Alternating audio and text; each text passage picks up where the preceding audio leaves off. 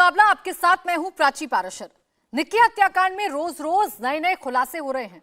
हत्या के पीछे की साजिश सामने आ रही है। अब पुलिस की छानबीन में पता चला है कि निक्की और साहिल 1 अक्टूबर 2020 को शादी कर चुके थे और इसकी जानकारी साहिल के परिवार वालों को थी। उनको ये रिश्ता पसंद नहीं था, इसलिए वो लगातार दूसरी शादी के लिए साहिल पर दबाव डालते रहे। साहिल की दूसरी शादी तय हो गई, डेट डिसाइड हो गई, लेकिन उससे पहले एक डिसीजन और लिया गया और वो था निक्की को रास्ते से हटाने का। इसी प्लान को साहिल ने एग्जीक्यूट किया और अपनी दूसरी शादी से एक दिन पहले निक्की की हत्या कर दी और लाश को ठिकाने लगाने के लिए उसने अपने दोस्तों और भाइयों की हेल्प ली और दूसरी शादी के लिए बारात लेकर निकल पड़ा। लेकिन शादी के 3 दिन बाद ही पूरी साजिश का खुलासा हो गया और साहिल गहलोत गिरफ्तार हो गया। लेकिन गिरफ्तारी से पहले साहिल 2 लड़कियों की जिंदगी बर्बाद कर चुका था। लेकिन अब सवाल उठता है कि अभी और कितने लोग हैं जो इस हत्या की साजिश में शामिल हैं, क्योंकि पुलिस भी यही कह रही है कि अभी हमें साजिश में शामिल सिर्फ 5 लोग ही मिले हैं। हो सकता है कि जांच आगे बढ़े तो कुछ और नाम निकलकर सामने आ जाएं। साहिल के परिवार को निक्की के साथ रिश्ता नामंजूर क्यों था? हत्या की प्लानिंग का मास्टरमाइंड कौन है? ऐसे ही कई और सवाल हैं जो इस हत्याकांड को लेकर उठ रहे हैं। आज की चर्चा में इन सवालों के जवाब तलाशने की कोशिश करेंगे।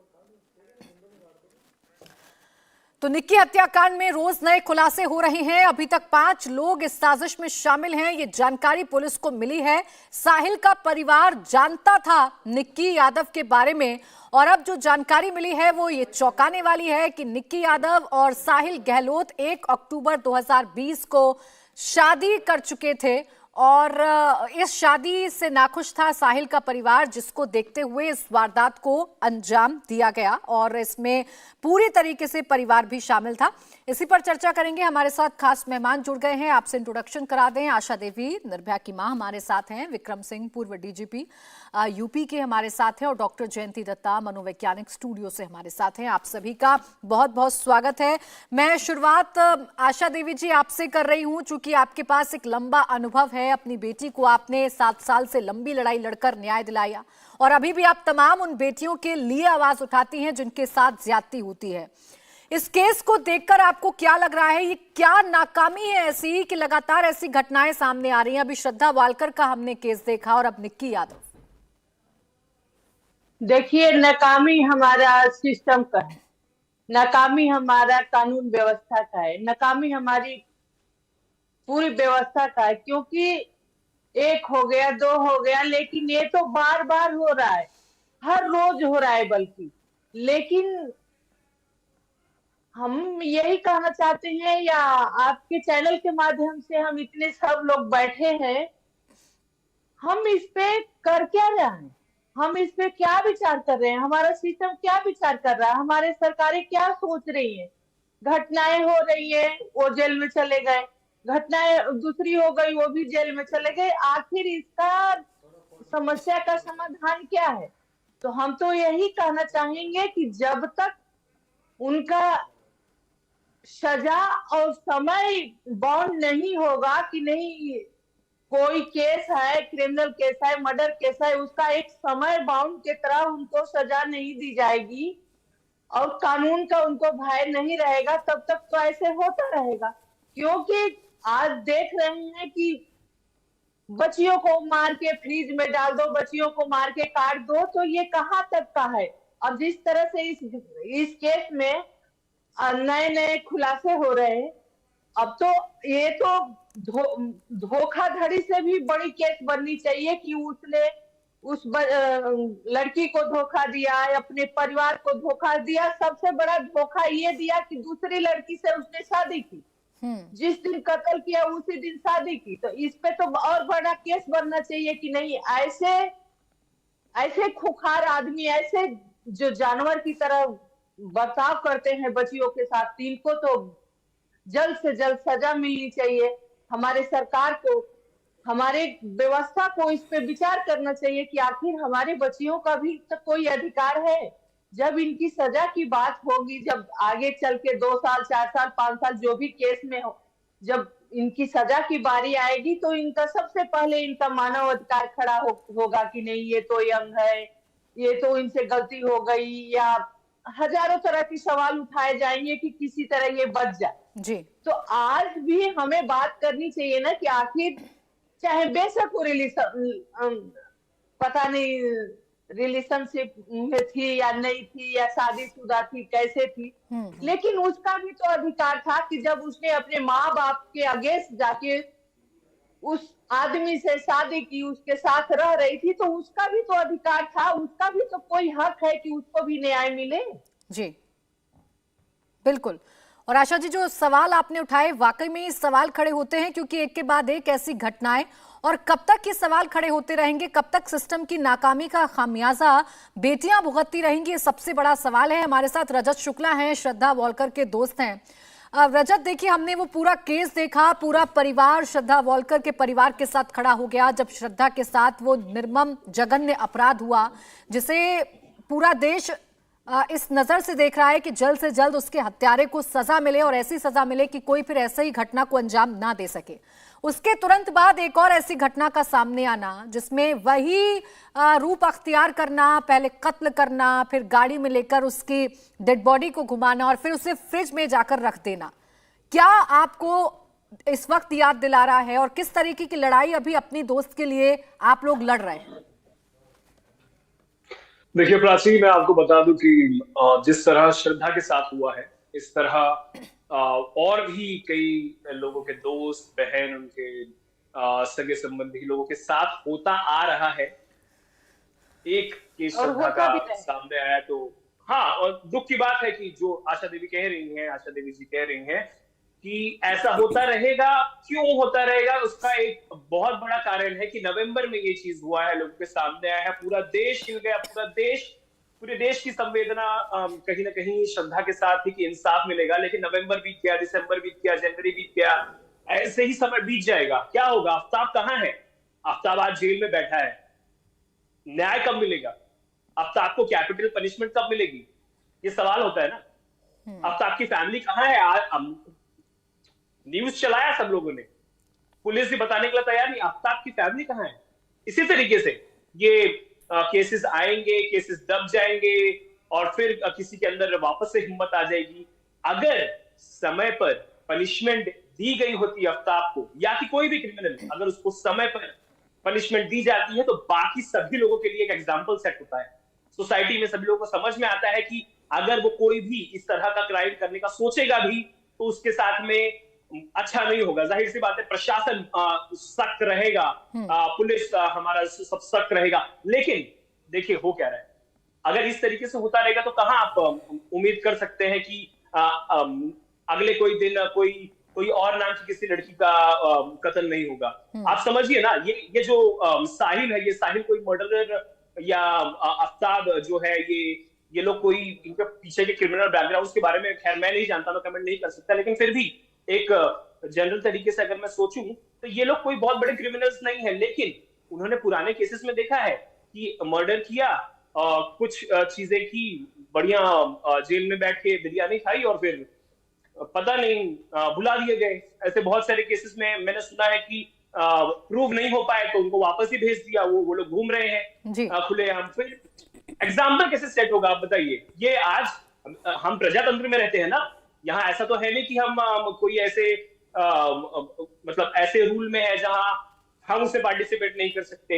बिल्कुल रजत, जो आप सवाल उठा रहे हैं ये वो तीखे सवाल हैं जो देश की न्याय व्यवस्था से, देश के कानून व्यवस्था से पूछे जाने चाहिए। लेकिन अगर मैं फिलहाल अभी श्रद्धा वॉलकर के केस की बात करूं, चूंकि आप इस केस से जुड़े हुए हैं, एक एक बारीकी को, एक एक चीज को जानते हैं, अभी तक जो पुलिस की कार्रवाई हुई है या अभी तक जो न्याय दिलाने की प्रक्रिया शुरू हुई है श्रद्धा को, वो कहां तक पहुंची है? कितना % आप लोग संतुष्ट हैं? और आपको लगता है कि कब तक, क्योंकि निर्भया को इंसाफ दिलाने में 7 साल से ज्यादा का वक्त लगा था, आपको लगता है कि कब तक, कितनी जल्दी आपको लग रहा है कि श्रद्धा को इंसाफ मिल सकता है?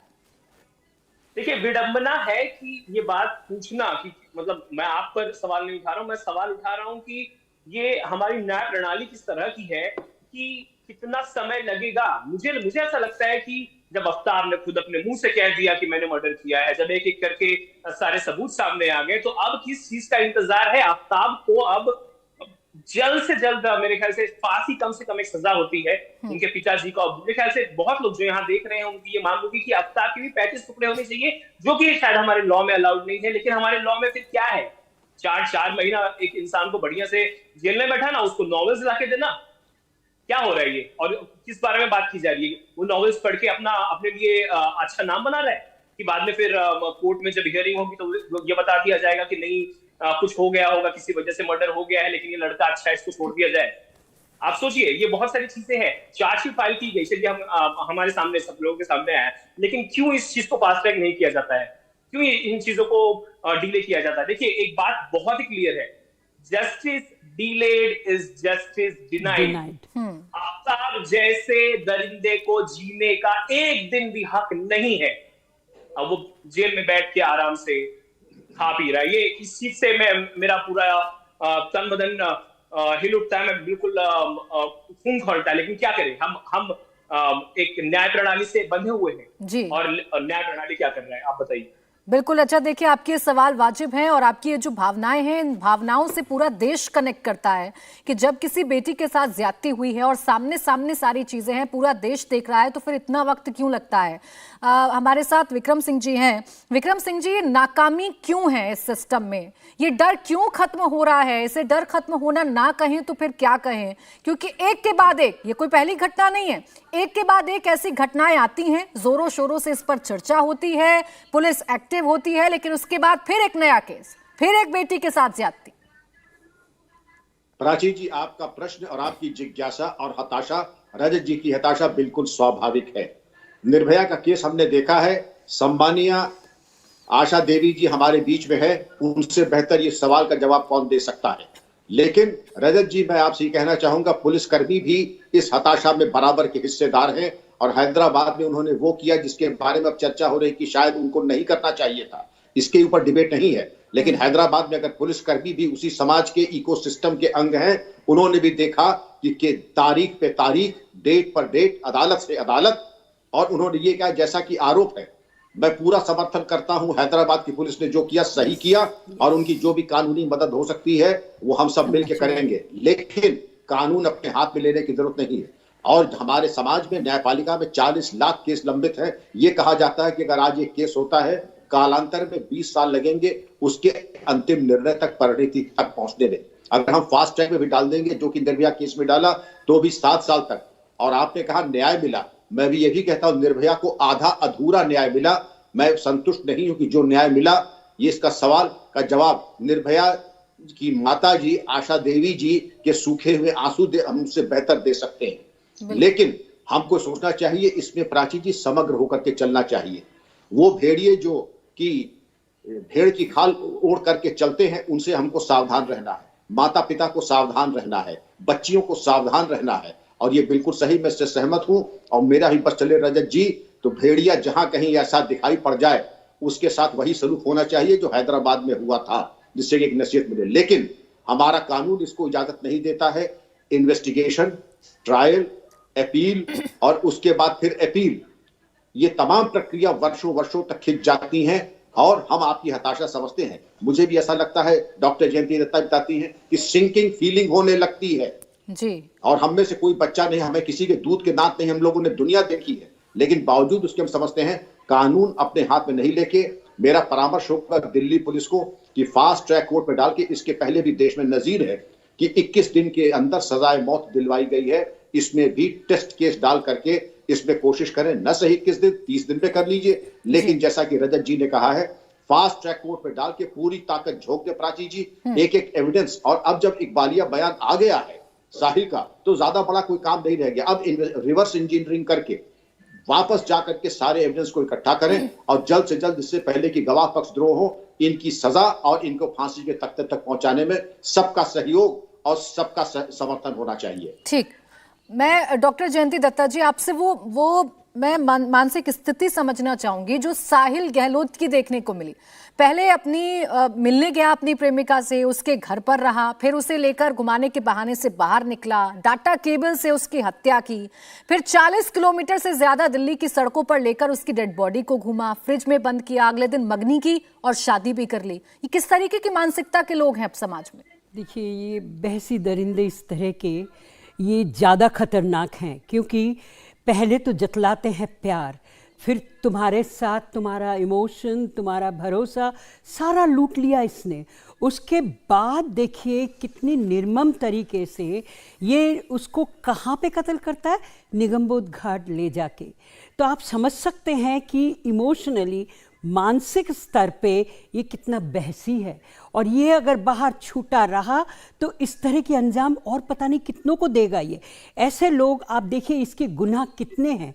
एक तो उसने धोखाधड़ी की, बेईमानी की, ही इज़ ए डिबॉच। उसने उस लड़की से शादी करी, उसके भरोसे पे इतने दिन उसको एक्सप्लॉइट करता रहा, उसके बाद उसको कत्ल कर दिया। नाउ दे वर मैरिड, चाहे कैसे भी हो। बच्ची जो थी जिसको हमने खोया, उसके माता पिता को पता नहीं था। तो आप देखिए माता पिता की हालत क्या होती है जो अभी जिंदा हैं, और वो पल पल की मौत हर रोज मर रहे होंगे, क्योंकि उनकी जो बच्ची जिस तरह से उन्होंने उसे पाला पोसा, जिस तरह से उसने उसको सिजोया। और इस लड़के को देखिए, इसने कत्ल किया, उसके बाद दूसरी कत्ल भी कर दिया उसने। जो शादी उसने करी, उस लड़की की ज़िंदगी भी उसने बर्बाद कर दी। नाउ यूजुअली इंडिया में हमारे एक लड़की कितना सपने सजाए होती है कि उसकी मैरिज के लिए, वहाँ भी उसने लूट लिया। इसकी दरिंदगी के लिए अगर आप इतना वक्त देंगे तो किस बात की न्याय, किस बात का भय। ऐसे चीज़ें जब मैंने श्रद्धा के केस में बोला तो मैंने कहा किसकी इंतज़ार कर रहे हैं आप? 35 टुकड़े मिल जाए तब, सिर मिल जाए तब। अब आप देखिए चुप्पी है अंजलि के केस में भी। अंजलि का जो पोस्टमार्टम हुआ, कितनी बुरी तरह से, कितनी बहसीपन से उसको मारा गया कि उसकी पोस्टमार्टम में उसकी ब्रेन का कोई हिस्सा नहीं मिला। पूरा ब्रेन जो है वो निकल गया था, रास्ते में गिर गया कहीं पे, वो इस तरह से घसीटी गई। तो इस तरह से इतनी बहसीपन अगर हमारी बच्चियों के साथ होगा। अब उसी वक्त मैंने बोला था श्रद्धा के केस में कि अगर आपने तुरंत कोई एग्जेम्पलरी पनिशमेंट नहीं दिया तो आप यकीनन ऐसे केसेस और भी आपके सामने आते चले जाएंगे। आप देखेंगे दिन ब दिन इस तरह की हादसे बढ़ते चले जाएंगे। आप ये सोचिए, जिस इंसान को इसने कत्ल किया, जिसको निक्की को इसने मारा, उसको ले जाके एक फ्रिज में डालना अकेला नहीं कर सकता इंसान। डेड बॉडी को उठा के फ्रिज के अंदर घुसाने के लिए ही नीड्स सपोर्ट, पूरा परिवार साथ था। तो अब यही तो मैं कह रही थी, पहले दिन ही मैंने कहा, ये कहना कि परिवार वालों को मालूम नहीं था, ज़रूरी तौर पे मालूम था। और जब आप किसी ने मेरे से पूछा कि आप देखिए मेट्रोपोल में लड़कियां जाती हैं, लिव इन में रहती हैं, ये गुनाह उनको करना नहीं चाहिए, तो क्या ये गुनाह आपको मंजूर है कि आपका लड़का मेट्रोपोल में जाए और इस तरह से कत्ल को अंजाम दे और डेड बॉडी उसमें रख दे, फ्रिज में रख दे? कहाँ है हमारी कानून व्यवस्था? ये देखिए सबसे दुख की बात ये है कि एक बच्ची जिसके साथ इतना घिनौना काम हुआ, निर्भया कांड के लिए 8 साल लड़ना पड़ा। 8 साल जो भुगत चुकी है इस चीज़ को, सुबह शाम इस चीज़ से झेलना, इस चीज़ को अपने सीने के अंदर सिजो के रखना और उम्मीद करना कि हाँ कल मेरे को शायद इसका जो न्याय है वो मिल जाए। ये न्याय नहीं है। अगर आपने 8 साल लगा दिए निर्भया को न्याय देने में, और आपने कहा वर्मा कमीशन, आपने कहा फास्ट ट्रैक कोर्ट, कहाँ है? आपने कहा बेटी बचाओ बेटी पढ़ाओ, हमने बेटी पढ़ा ली, बचा कहाँ रहे हैं आप? बचाने के लिए कुछ तो आप हमें दिखाइए कि ये हमने निर्णय लिया। इसके बाद हमारे साथ क्यों आप कहते हैं zero tolerance for this, zero tolerance for that? मैंने अभी कुछ चैनल में ये बात भी उठाई। मैंने कहा अगर एमसीडी में कोई अवैध निर्माण करता है तो आप बुलडोजर चला देते हो, आप ऐसे दरिंदों के ऊपर बुलडोजर क्यों नहीं चलाते? न्यायिक बुलडोजर कब आएगा आपका सामने जिससे खौफ पैदा होगा? आप देखिए यूपी में बुलडोजर चलने के बाद मैंने जो सुना न्यूज़ में कि हाँ जितने दरिंदे हैं वो लोग खुद ब खुद आ रहे हैं, सबमिट कर रहे हैं कि भाई हमें जेल में रख लो। डर इस होना तरह जरूरी की है। चीज, डर दूसरी बात है, एक भय, एक एग्जाम्पल।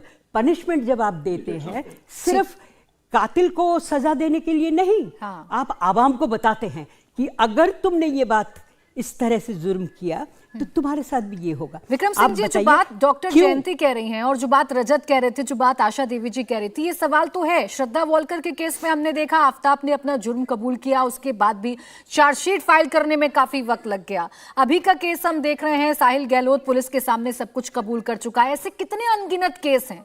ये जो देरी हो जाती है या फिर ये किस बात का इंतजार किया जाता है, ये क्या कानूनी प्रक्रिया है और क्या इसे इग्नोर नहीं किया जा सकता कि ताकि कम से कम एट द पॉइंट तो हम कोई एग्जांपल सेट करते हैं ताकि अगला व्यक्ति को दिमाग में ना सोचे। प्रक्रिया, ये प्रक्रिया जो है ये बंद होनी चाहिए, कानूनी नहीं है। बिल्कुल सही बिंदु पे संकेत दिया है और सम्मानीय डॉक्टर दत्ता ने और आशा देवी जी ने और रजत जी ने भी, जो कि युवा है, उन्होंने जो अपने भाव व्यक्त किए, ये सही है। बिना दंड के राज्याधिकार नहीं चलता है। और जैसा डॉक्टर जयंती दत्ता जी ने फरमाया है कि बुलडोजर ऐसे आतताइयों पर चलना ही चाहिए और जहां चला है उसके बड़े ही सकारात्मक परिणाम सामने आए हैं। और अभी जो संकेत जा रहा है कि साहिल का कुछ नहीं होगा, इसी तरीके से और ऐसे आतताई हैं, उनके भागने के रास्ते खुले हैं। संकेत ये होना चाहिए, संकेत नहीं टंकार ये होनी चाहिए कि भागने के सारे रास्ते बंद हो चुके हैं और तुम्हारा परिवार अब भुगतेगा। कानून की पूरी ताकत तुम्हारी संपत्ति के ऊपर जब गिरेगा तुम तबाह हो जाओगे। वो तबाही का संदेश अभी दिखाई नहीं पड़ रहा है, लेकिन ये वक्त की मांग है कि ऐसे आतताइयों के ऊपर वो कह रहा है कि सारा इश्क इनका जो जुनून है और भूत, ये इनके सर से, परिवार के सर से उतर जाए। एक बच्ची की लाश को फ्रिज में रखना, आदमी ये हरकत तो मवेशी के साथ नहीं करता है जो इन्होंने एक बच्ची के साथ किया है। तो प्राची जी, दंड, त्वरित दंड और ऐतिहासिक दंड, ये 3 मानक आवश्यक है। लेकिन विक्रम सिंह जी, यही तो विडंबना है कि हम बैठकर चर्चा करते हैं, इस पर हम कई सारे सवाल खड़े करते हैं, लेकिन उसके बाद भी कुछ बदलता हुआ नजर नहीं आ रहा है। श्रद्धा वॉलकर हो, निक्की यादव हो, अंजलि हो, इन पूरे मामलों में इंतजार अभी इंसाफ का ही है। आशा देवी जी, जब आप भी लंबी लड़ाई लड़ रही थी, उस वक्त आपने सिस्टम से भी लड़ी, आप नाकाम सिस्टम से लड़ी, अब भी बच्चियों के लिए आप आवाज उठाती हैं। अभी कोई अंतर है? आप कोई ऐसा पॉजिटिव इंडिकेशन अभी समझ रही हैं या देख रही हैं जिससे आपको लग रहा है कि चलिए अब बच्चियों को कम से कम इंसाफ मिले? बिल्कुल नहीं, बिल्कुल नहीं। अब तो और डर लगता है, अब तो और डर लगता है। न्यूज खोलते डर लगता है, पेपर खोलते डर लगता है कि कहाँ कैसी घटना हुई है। अब तो डर लगता है कि हमारी बच्चियां, जिनकी भी, चलो हमारी बच्ची तो नहीं है दुनिया में, जिनकी बच्चियां घर से गई है शाम को वापिस आएंगी भी कि नहीं। लेकिन सबसे दुर्भाग्य जो है, जो दत्ता मैडम ने कहा, मैं उनका पूरा समर्थन करती हूँ कि आप धोखाधड़ी में, भ्रष्टाचार में पकड़ते हैं तो बुलडोजर चलाते हैं, अवैध निर्माण में बुलडोजर चलाते हैं, तो एक बच्ची को इस तरह से मार के फ्रीज में बंद कर देना, बच्ची को टुकड़े टुकड़े में बांट देना, उनको जेल में बैठा के आप पालते हैं, 10 साल बाद, 12 साल बाद, 8 साल बाद कहते हैं कि पुलिस ने सबूत नहीं जुटाया, चलो इसको छोड़ दो। हम तो ये कहते हैं कि बच्चियां मर जाती हैं, जब वो जेल में चले जाते हैं तो वो सुखी हो जाते हैं, एकदम सिकोर हो जाते हैं, क्योंकि उनको उनके मनपसंद खाना मिलता है, उनको मनपसंद रहने का मिलता है, पढ़ने का मिलता है, सुरक्षा मिलती है। तो वो तो अब वहां से अपनी नई लाइफ शुरू करते हैं और देखना शुरू करते हैं कि हम किस रास्ते बाहर निकले। तो हम तो यही कहना चाहेंगे कि इस पे हमारे सरकार को, सिस्टम को सोचने की जरूरत है कि जिस तरह से बच्चियों के साथ खुलेआम कत्ल हो रहा है, ये कहीं ना कहीं ये सरकार और सिस्टम के मुंह पे तमाचा है, मुजरिम तमाचा दे रहे हैं कि आप क्या कर रहे हैं, कुछ भी करिए लेकिन हमें जो करना है करें। सुप्रीम कोर्ट ने कोर्ट बना के दिया कि नहीं, चलो बच्चे अपने मर्जी से रहें, अपने पढ़े लिखे रिलेशनशिप में रहे, लेकिन सुप्रीम कोर्ट ने ये तो नहीं कानून बना दिया है कि नहीं, आप एक बच्ची को बहला फुसला के उसके घर से अलग कर दो, उससे शादी करो, और अब जब मन भर गया तो उसका कत्ल करो और दूसरे शादी कर लो। लेकिन जब कोई किसी की मानसिकता इतनी गिर गई है तो उसकी सजा तो बनती है ना। और सजा के नाम पर 10 साल, आप 2012 की एक केस है, बल्कि हमारे घटना से पहले की केस है, 11 साल पूरे हो गए और इसी 2022 में 7 नवंबर को 3 बलात्कारियों को इसलिए छोड़ दिया गया कि उनके कार का रंग ठीक से पहचान में नहीं आया, खंजराला का केस पुलिस ने पर्याप्त सबूत नहीं खंजराला जुटाया। का केस है। छावला केस के नाम से जानी छावला जाती है। केस। 3 मुजरिम छोड़ दिया, अब 3 महीने नहीं बीते, एक ऑटो वाले को लूटा और कत्ल कर दिया। तो कहाँ हमारे सिस्टम को, हमारे कोर्ट में बैठे जजों को नहीं दिख रहा है कि नहीं हमारे दुनिया में क्या हो रहा है? तो उनको तो सारी सुविधा मिल रही है, बाहर जनता मर रही है, हमारी बच्चियां रोज मर रही है। तो हम तो बिल्कुल। यही कहने की या तो आप लोग कोर्ट बंद कर दो, या तो जो मुजरिम है उनको सख्त से सख्त सजा दो, और एक समय निर्धारित करो कि ऐसे बलात्कारियों को, ऐसे दरिंदों को एक लिमिट समय के तहत सजा मिलेगी। नहीं तो मैं इस चैनल के माध्यम से जितने हमारे बैठे हैं मेहमान, कि और भी दिन बुरे होने वाले हैं अगर इनको सजा नहीं मिलेगी तो। बिल्कुल। तो आज हम मुकाबला कर रहे हैं उस मानसिकता से जिसकी भेंट हर रोज भारत की बेटियां चढ़ रही हैं, और सवाल उस न्याय व्यवस्था से भी है जिसमें देरी की वजह से ऐसे अपराधियों को अपने अपराध को अंजाम देने के लिए हिम्मत मिलती है। रजत, जब बात चल रही थी तो आप कुछ कहना चाह रहे थे। श्रद्धा वॉल्कर केस की अगर मैं बात करूं तो पुलिस के पास आफ्ताब भी है, आफ्ताब का कबूलनामा भी है, लेकिन उसके बावजूद हमने वो इन्वेस्टिगेशन भी देखी जब उसके बॉडी पार्ट्स को ढूंढने के लिए पुलिस घूम रही थी, जंगल को छान रही थी। उस वक्त आप लोग क्या सोच रहे थे, क्या बीत रही थी आप लोगों पर? देखिए, ये सारा जो चीज जब लोगों के सामने आई और जिस तरीके से पुलिस ने अपना काम किया और दिखाया कि पुलिस कितना एक्टिव है, मेरी शिकायत है पुलिस से। 2020 में जब खुद श्रद्धा पुलिस के सामने गई थी, श्रद्धा ने लिख कर बताया था कि किस तरीके से उस पर अटेम्प्ट टू सुसाइड हुआ है, तब भी पुलिस ने जब एक्शन नहीं लिया था, तो उससे कहीं ना कहीं हम झुटला नहीं सकते इस चीज को। आज भी जब हम जाते हैं पुलिस स्टेशन में, आम इंसान कोई जाए कोई छोटी सी शिकायत लेकर, तो पुलिस धिक्कारने का काम करती है। मैं माफी चाहूंगा अगर किसी को मेरी बातों से अगर कोई आहत हो रहा हो तो, लेकिन पुलिस धिक्कारती है, पुलिस काम नहीं लेना चाहती है। पुलिस जो कि हमारे सेवा के लिए है, हमारी मदद करने के लिए है, वो इस तरीके से पेश आती है कि वो हमारी मदद के लिए नहीं, बल्कि वो कोई हमारे शासक है और हम कोई सेवक है उनके, इस तरीके से होता है। तो ये एक चीज है। दूसरी चीज, जब अब मेरे ख्याल से पर्याप्त से भी मेरे ख्याल से काफी ज्यादा लेवल पर हम जा चुके हैं श्रद्धा वालकर केस में, तो अब जो ये डीले हो रहा है जुडिशरी का, इसका जवाबदेही कौन देगा? कौन है वो इंसान जो जवाबदेही देगा? अब जो ऑफिसर्स हैं जो श्रद्धा वालकर केस में जिन्होंने भी चार्जशीट फाइल की है, वो ये जनता दुनिया के सामने अभी तक उन्होंने जवाब नहीं दिया कि आफ्ताब के पेरेंट्स है कहाँ। बताइए, मेरे को तो ये भी सुनने में आया कि आफ्ताब के पेरेंट्स शायद किसी दूसरे देश चले गए हैं। क्यों? आफ्ताब के पेरेंट्स भी तो शामिल हो सकते हैं इस केस में।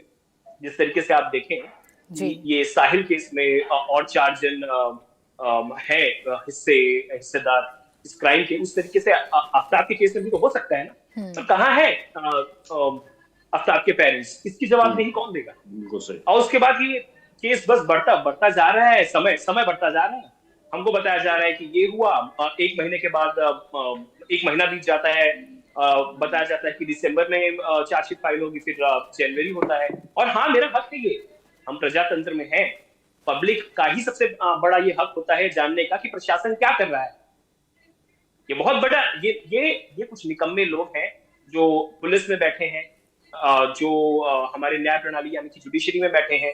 ये हमारे जो मीडिया कर्मी, देखा जाए तो बहुत कुछ कर सकते हैं, बहुत बड़ी आवाज उठा सकते हैं, न्यूज को चला सकते हैं, लोगों को जागरूक कर सकते हैं, लोगों को कह सकते हैं कि ये आपका मुद्दा है और इसका जब तक निष्कर्ष नहीं आएगा आपको शांत नहीं बैठना है।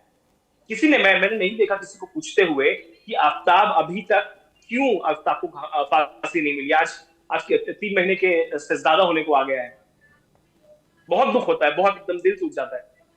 बिल्कुल रजत, आपके सवाल वाजिब हैं। और विक्रम जी, जिस तरफ रजत इशारा कर रहे हैं वो सवाल तो है, हम स्मार्ट पुलिसिंग की बात करते हैं कि जो पुलिसिंग व्यवस्था है वो और बेहतर हो, हम उसे स्मार्ट करने की कोशिश कर रहे हैं, लेकिन कब हम उनको व्यावहारिक ट्रेनिंग दे पाएंगे कि जब कोई बेटी, जब कोई लड़की पीड़ित होकर आपके पास आ रही है, चाहे वो अपने लिव इन पार्टनर से परेशान होकर आ रही हो, अपने पति से परेशान होकर आ रही हो, अपने फ्रेंड, अपने बॉयफ्रेंड से परेशान होकर आ रही हो, तो आप उसे दूसरी नजर से ना देखकर उसके दर्द को समझें और कम से कम वहीं पर कुछ तो निस्तारण करें ताकि एक विश्वास डेवलप हो दोनों के बीच में और वो दोबारा जाने की हिम्मत कर पाए।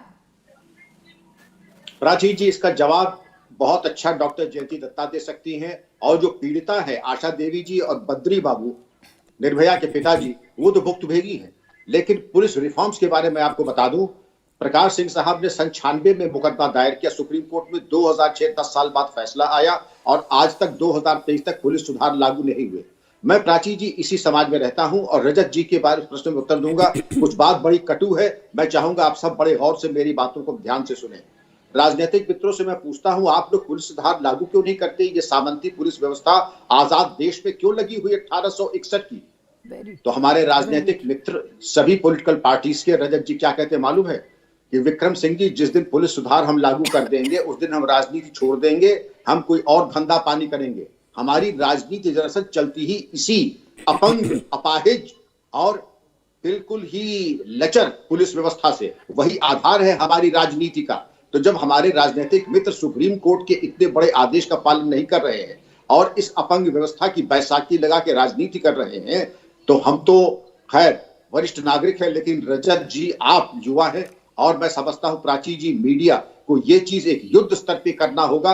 और हताश अगर मैं नहीं हूं तो रजत जी आपको भी हताश नहीं होना चाहिए। संघर्ष जारी है और आज नहीं तो कल पुलिस सुधार भी आएगा, न्यायिक सुधार भी आएगा और ये होगा किसी बच्ची को थाने से उसके अभिभावक को हताश और निराश होकर नहीं लौटना पड़ेगा। लेकिन जो भ्रष्ट राजनीतिक तंत्र है वो नहीं चाहता है कि पुलिस सुधार आए, न्यायिक सुधार आए। लोग उनके ऊपर कातर दृष्टि से तुम्हें वो माता चपिता का गान करते रहे, जो कि अब नहीं होने वाला है। बहुत दिन चल गया, 75 साल। यानी हमें हर स्तर पर सुधार की जरूरत है ताकि फिर से ऐसी चर्चाएं हमें ना करनी पड़े, फिर से चिंता ना जतानी पड़े। लेकिन डॉक्टर जयंती, जैसा रजत अभी बार बार इशारा कर रहे हैं कि हम अगर आरोपी को पकड़ रहे हैं, हम उस शख्स को पकड़ रहे हैं जिसने जघन्य अपराध को अंजाम दिया है, तो उसके परिवार के रोल को भी तो समझना होगा ना, उसके परिवार तक भी तो जाना होगा ना कि आखिर उसके अंदर ये भावनाएं कैसे आई, उसने अकेले ऐसी वारदात को अंजाम कैसे दिया। देखिए, जब श्रद्धा के मुतल्लिक मेरे से पूछा गया तब मैंने ये लगातार, शुरुआत में किसी और ने उठाया नहीं, मैंने उठाया कि परिवार कहाँ है, परिवार को ढूंढो, परिवार से पूछो। दूसरी चीज़ जो सामने आई, I have great reverence for Vikram ji and I think we need more of police officers like him who has the guts to say what is right and what is wrong. Salute to you sir. Second thing, जब श्रद्धा ने Maharashtra police में complain किया कि मेरे साथ ये हो रहा है, उसके बाद उसने उसको विड्रॉ कर लिया। पुलिस वहीं पे बात को ख़त्म कर देती है। मेरे ख्याल से ये बात वहाँ पे ख़त्म नहीं होना चाहिए था। अगर डरा धमका के बच्ची से आप विड्रॉ करवा लेते हो complaint, it was the prerogative of the police to continue with the vigilance कि वाकई ये चीज़ें अभी भी मौजूद है, यही सिलसिला चल रहा है बच्ची के साथ या नहीं। यहाँ पे ख़त्म हो जाती है, पुलिस कहती है अच्छा तुमने कंप्लेन हटा लिया तो हमारी बात ख़त्म। ये विजिलेंस का बात नहीं है। अगर उस वक्त पुलिस विजिलेंट होती तो शायद आज श्रद्धा हमारे बीच जिंदा होती। और ये बात बार बार कहना कि फास्ट ट्रैक कोर्ट ये वो, कितनी भी, मैं मानती हूँ ये न्यायिक प्रक्रिया नहीं है।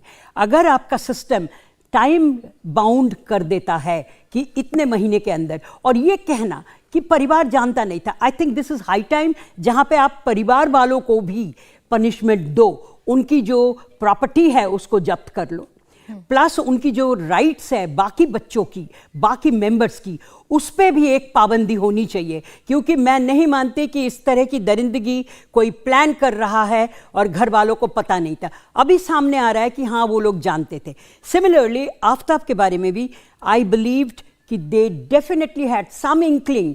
अगर आप इस तरह से उनके जो राइट्स हैं, उनकी जो ह्यूमन राइट्स है, उस पर आप ये पाबंदियां नहीं लगाओगे तो ऐसे पनपते रहेंगे। और मेरे ख्याल से more than 3 months you have no business taking, जहाँ पे जो क्रिमिनल है, जो परपिट्रेटर है, वो खुद मान रहा है कि हाँ मैंने ये किया है और मैंने यहाँ पे चीज़ें फेंकी है।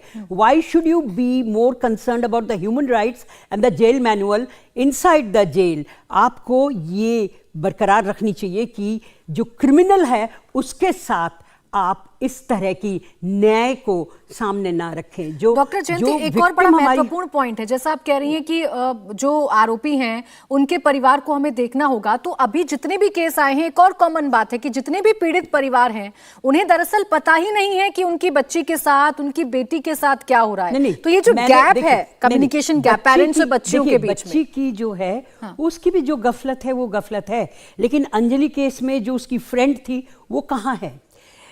आफ्ताब के केस में जो पेरेंट्स थे वहां तक श्रद्धा के फादर गए भी थे शादी के लिए, वो लोग कहाँ हैं? अब आप देखिए ये निक्की के साथ जो हुआ, ये जो I am forgetting the name of the boy, Sahil के पेरेंट्स को आप क्यों नहीं धर दबोच रहे? उनका जो प्रॉपर्टी है उसको धर दबोचिए। आप देखिए वो खुद ब खुद बोलना शुरू कर देंगे। अभी तो आपने कुछ भी नहीं किया। Why should you give so much of latitude to the family also? जब आपको लगेगा कि फैमिली के ऊपर भी गाज गिरेगी तो खुद ब खुद वो संभलने लगेंगे। आपकी न्याय का जो भी है सिलसिला वो चलता रहे, वो should be shortened, but similarly अगर आप परिवार को भी लपेटे में ले लोगे तो मेरे ख्याल से वो भी जागरूक हो जाएंगे। वो इस तरह की सपोर्ट नहीं करेंगे कि हाँ तू उसका कत्ल कर दे और फ्रिज में रख दे, हम तेरे साथ हैं। ऐसा होना नहीं चाहिए। और इस तरह की चीज़ आप देखिए, आफ्ताब ने क्या किया, उसने कत्ल किया, पीसेस किए, and he entertained another girl जिसको उसने वो रिंग दे दी। सिमिलरली इसका भी केस देखिए, इसने कत्ल किया, फ्रिज में रख दिया, दूसरी शादी कर ली। ये पैटर्न बनता जा रहा है और ये रेसिडिविज्म अगर आ जाए समाज में तो आपका कोर्ट का टाइम, आपका पुलिस वालों का वक्त, आपका पूरा सिस्टम डगमगा जाएगा। बिल्कुल। आशा जी, जो ये आरोपी के परिवारों की बात चल रही है, आपने इतने केसेस में आप आवाज उठाती हैं, खुद निर्भया का केस हम सबके सामने हमने देखा, ये कितना महत्वपूर्ण है कि आरोपी के परिवारों पर भी शिकंजा कसा जाए, क्योंकि कई बार हमने देखा है कि उनका दबाव पीड़ित परिवार पर बन जाता है।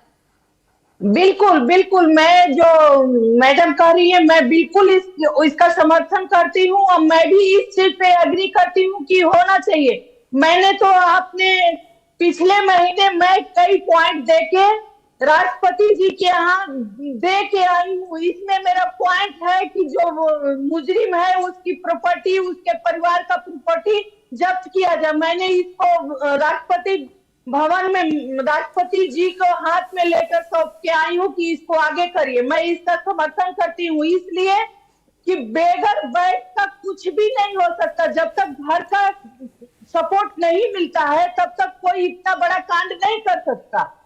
वो जब उन्होंने शादी की, वो दिखाने के लिए कि नहीं हम अपने बेटे की शादी कर रहे हैं, इसलिए उस सब लोगों ने मिलके उस बच्ची को खत्म करवा दिया। सागा वाले केस में भी यही हुआ। लेकिन हम बात यही कर रहे हैं कि आखिर ऐसे मुजरिमों को हम अब तक क्यों जिंदा रखे हुए, क्यों पाल रहे हैं? जब सारा सबूत मिल गया, सारा कुछ हो गया तो उसको दंडित करिए ना, समाज में एक संदेश दीजिए ना। लेकिन जो ये प्रॉपर्टी वाली, परिवार वाली बात हो रही है तो ये सबसे जरूरी है, क्योंकि जब तक उनके जड़ पे नहीं दाव मारेंगे, जब तक जड़ उनकी नहीं हिलेगी तब तक ये समाज नहीं बदलेगा। क्योंकि उनको पता है कि हम 4 साल 2 साल जेल में रहेंगे फिर बाहर हो जाओ। वो इसी उम्मीद के साथ ये घटना को अंजाम देते हैं, बच्चियों को मार देते हैं कि हमारा कुछ नहीं होगा।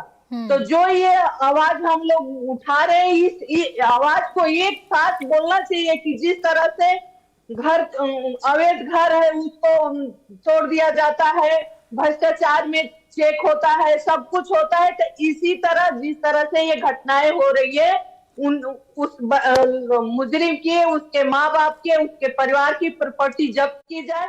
देखिए वो खुद भूत की तरह बकेंगे कि नहीं हमारे बेटे ने किया, हमको पता था, वो भूत की तरह बकेंगे। लेकिन ये कब होगा, कैसे होगा, ये बहुत सोचने का विषय है। हम तो चैनल पे कर रहे हैं क्योंकि हम यहीं तक बोल सकते हैं, आगे तक हमारी शायद आवाज जाए भी कि नहीं, लेकिन जरूरी है कि ये सब जल्दी हो। बिल्कुल। प्रेसिडेंट साहिबा ने बोला कि हमारी देश अगर उन्नति के तरफ चल रही है तो हमें ज़रूरत क्यों पड़ रही है कि हम जेल जो है उसकी नंबर बढ़ाएं। यही एक मुद्दा है। अब आप देखिए जेल बढ़ाने के लिए हमें जेल के नंबर्स प्रोविजंस बढ़ाने के लिए हमें वहाँ पे मेहनत करनी पड़ रही है, क्योंकि आपके जो न्याय हैं वो इतनी देर से आप डिलीवर करते हो। तो मैं प्रेसिडेंट साहिबा को सुन रही थी, मिसेस मुर्मू को, कि वो कह रही हैं कि क्यों ऐसा होता है कि जहाँ देश उन्नति कर रहा है हमें संख्या जो है, हमारे numbers of jails should be increased. We would not need to increase that provided you deliver this kind of pertinent deterrents on time for the perpetrators. अगर कोई सुन रहा है जो न्याय से जुड़े हुए हैं, तो मेरी गुजारिश उन सबसे यही होगी कि अगर if you can render this deterrent to be delivered within a stipulated time for these kind of perpetrator, I think we'll be safer. एक समय सीमा होनी चाहिए। रजत, आपने ये पॉइंट उठाया, आपने परिवार की बात की, आपने आफ्ताब के परिवार के बारे में पूछा। ये जो आपके सवाल हैं, क्या आपने जो इन्वेस्टिगेटिव ऑफिसर हैं श्रद्धा केस में, क्या आपने उनके सामने रखा? आपने पुलिस से पूछा कि आफ्ताब को तो आपने पकड़ लिया, लेकिन परिवार का वर्जन क्या है? आपने कभी जानने की कोशिश की और उधर से क्या जवाब आया, अगर आपने पूछा तो? मैं आपको बताना चाहूंगा, जब मुझे बुलाया गया था मेरा बयान दर्ज करने के लिए, तो इस तरीके से बैठे थे जो पुलिस साहब हैं, वो ऐसे बैठे थे मेरे सामने। पुलिस के पास क्यों नहीं आया तू? पुलिस को क्यों नहीं बताया? मैं क्यों ट्रस्ट करूं पुलिस को, आप बताइए। जब पुलिस मुझसे इज्जत से पेश नहीं आ सकती है, मैंने इसके पहले भी अपने लाइफ एक्सपीरियंस में देखा है कि हमारे यहाँ निकम्मी पुलिस है, मैं क्यों जाऊं पुलिस के पास? अब पुलिस, आपको लगता है ये मुझे जवाब देगी, वो लेंगे इस चीज की कि हाँ रजत जी आप पूछ रहे हैं तो आपको बता देते हैं? नहीं, द रियलिटी इज कि पुलिस अपने आप को कुछ बहुत ज्यादा बड़ा समझती है, हमको कुछ बहुत छोटा समझती है, पब्लिक को, जो कि इन रियल वो पब्लिक सर्वेंट्स होते हैं, वो भूल जाते हैं कि वो पब्लिक सर्वेंट्स हैं। आपको एक और बात मैं सोल्यूशन के तौर पे बताना चाहूंगा, जो कि ये बहुत सारा जो प्रॉब्लम्स है इसका एक और बड़ा सोल्यूशन निकल के आ सकता है। मुझे बहुत सारे चैनल से पूछा गया कि मैंने कहा कि आफ्ताब हो सकता है कि एक टेररिस्ट है। आफ्ताब के बारे में ये भी बताया गया कि हो सकता है कि लव जिहाद का एंगल है। बहुत सारे हो सकता है, बहुत लोगों ने दरखास्त किया, सीरियस दरखास्त है कि नहीं हो सकता। वो नहीं हो सकता का वो लोगों के पास कोई प्रमाण नहीं है। हो सकता है, मैं इन्वेस्टिगेशन पर बिलीव करता हूं, हो सकता है कि निकल के आए, पता चले। एक चीज जो मेरे ख्याल से सोल्यूशन के तौर पे अगर नजर आएगी वो है लॉज। अगर सही कानून बनाए जाएं, जिन कानूनों को सुनकर, समझकर, जानकर लोगों के अंदर, जो क्रिमिनल्स हैं, क्रिमिनल माइंड के लोग हैं, उनके अंदर दहशत पैदा हो, तो मेरे ख्याल से काफी अच्छा होगा ना। 10,000 का चालान लगने वाला है, ये चीज तो लोगों को पता चल जाती है। फिर उसके बाद हमारे समाज की रचना आती है, जब पुलिस कहते हैं कि काम करिए, 50 रुपए दे दीजिए, चले जाइए। ये सब है ये हमारी नाकामी है। तो कहीं ना कहीं समाज की रचना को भी सुधारना होगा। कहीं ना कहीं आज अंतरराष्ट्रीय स्तर पे क्या चल रहा है इसके बारे में हम जानते हैं, राष्ट्रीय स्तर पे क्या चल रहा है हम जानते हैं। हमारे पास ये प्रसार माध्यम है, प्रसार माध्यम पे क्यों नहीं ये ट्रेंड में जो हमारे यहाँ बहुत चीजें बैन करनी होगी। हमारे यहाँ जिस तरीके का कंटेंट सर्कुलेट किया जा रहा है, यही तो कहीं ना कहीं लोगों के मन में जा रहा है ना, यही उनके आचरण में जा रहा है, यही मेरे ख्याल से देश बनता जा रहा है। इन चीजों पे रेगुलेशंस लाए जाए ना, लॉज बनाए जाए, रेगुलेशंस लाए जाए, तो मेरे ख्याल से काफी कुछ मेरे ख्याल से जो सुधारना है, prevention is better than cure. आप प्रिवेंट कर दीजिए, शायद क्योर करने की जरूरत पड़ेगी ही नहीं। आप जो समाज का जो पूरी तरीके से ये रचना है, इसको सुधारने की जरूरत है, मेरे ख्याल से सभी एग्री करेंगे। तो इस पर अगर काम किया जाए तो मेरे ख्याल से बहुत ज्यादा जेल बनाने की भी जरूरत नहीं पड़ेगी, क्योंकि उसके में मतलब जो खामियाजा जो होता है अक्सर जो अशिक्षित या आप कह लें कि जिनके अंदर कम संस्कार होते हैं या कम वैल्यू वाले इंसान होते हैं, अगर उनको वैल्यूज ही दे दी जाए तो मेरे ख्याल से जब उनको समझ रहेगा सही और गलत क्या है, तो फिर मेरे ख्याल से गलतियां, मैं नहीं कहता खत्म हो जाएंगी, लेकिन कम तो हो जाएंगी। बिल्कुल बिल्कुल रजत, देखिए ये आपके वो सवाल हैं जिससे हम बार बार कह रहे हैं कि वाजिब सवाल हैं और इनका जवाब मिलना जरूरी है, इनका सोल्यूशन मिलना जरूरी है। तभी शायद फिर दूसरी कोई निक्की यादव का केस हमारे सामने नहीं आएगा, श्रद्धा वॉलकर का केस हमारे सामने नहीं आएगा। बहुत शुक्रिया आप सभी खास मेहमानों का हमें वक्त देने के लिए, हमारे साथ चर्चा करने के लिए। इंडिया टीवी हर वक्त हर जगह डाउनलोड करने के लिए सर्च करें India TV news Google play store या ऐप स्टोर पर।